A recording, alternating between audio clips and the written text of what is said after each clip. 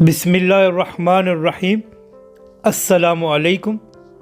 آج کل مریم نواز اور مولانا فضل الرحمان دونوں نے چپ کا روزہ رکھا ہوا ہے اور اس حوالے سے ایک اہم خبر سامنے آ گئی ہے۔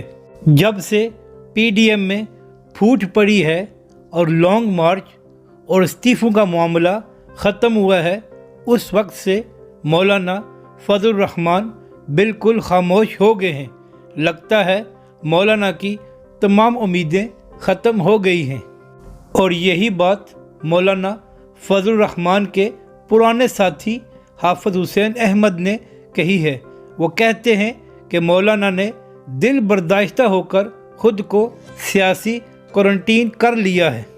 اب ذرا بات ہو جائے مریم نواز صاحبہ کے باہر جانے کے حوالے سے۔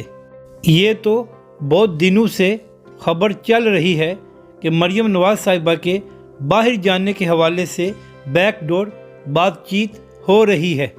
اب اس حوالے سے نئی اپڈیٹ یہ ہے کہ ایک بزنس مین کے ذریعے سے یہ بات ہو رہی ہے کہ مریم نواز کو براستہ جدہ لندن جانے دیا جائے۔ آپ نے دیکھا ہوگا کہ مریم نواز صاحبہ کچھ دن خاموش رہتی ہیں اور اس کے بعد پھر ان کی ٹویٹ آ جاتی ہے۔ اصل میں وجہ یہ ہے کہ جب مریم نواز کو لگتا ہے کہ بات بن جائے گی تو وہ خاموش ہو جاتی ہیں، اور جب ان کو ایسا اشارہ ملتا ہے کہ مسئلہ خراب ہو گیا ہے تو اس کے بعد ایک بار پھر ٹویٹ آ جاتی ہے۔